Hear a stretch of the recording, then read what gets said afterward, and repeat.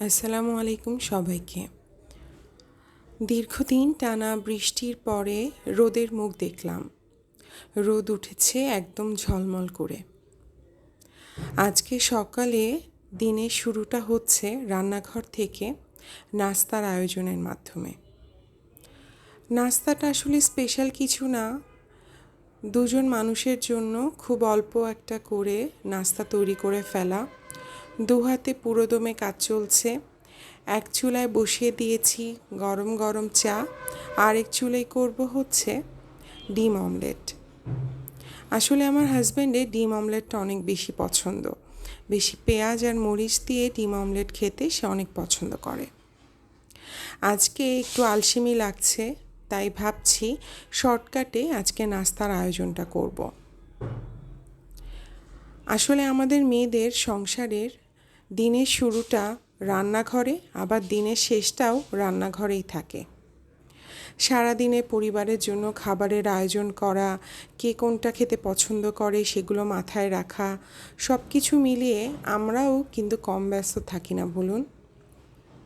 এটাও আমাদের 365 দিনের একটা চাকরি। এই চাকরিটা কিন্তু আমরা বিনা বেতনেই করে যাচ্ছি প্রতিনিয়ত। ওই যে বললাম যে আজকে খুব আলসেমি লাগছে, তাই আজকে রেডিমেড পরোটা দিয়েই পরোটা বা রুটির কাজটা শেষ করব। এই রেডিমেড পরোটাগুলোর টেস্টটা আমার কাছে ভালোই লাগে, একটা চিজি টেস্ট থাকে। প্রাইসটাও আমার কাছে দোকানের কেনা পরোটার মতোই মনে হয়। যাক, অনেকেই হয়তো ভিডিও দেখে বলতে পারেন যে ফ্রোজেন জিনিস খাওয়া ঠিক না। আমিও সেটা অ্যাপ্রিসিয়েট করি, ফ্রোজেন জিনিস খাওয়া ঠিক না, কিন্তু মাঝে মধ্যে আসলে কী আর করব বলেন, শর্টকাট অ্যাডপ্ট করতে গেলে কিন্তু এরকম কিছু জিনিস মেনেই নিতে হয়।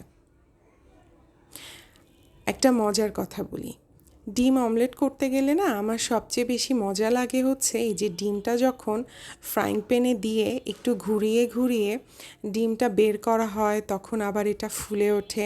এটাই আমার সবচেয়ে বেস্ট পার্ট লাগে। ছোটোবেলা থেকে এটা খুবই দারুণ লাগতো, আম্মু যখন করতো দেখতাম।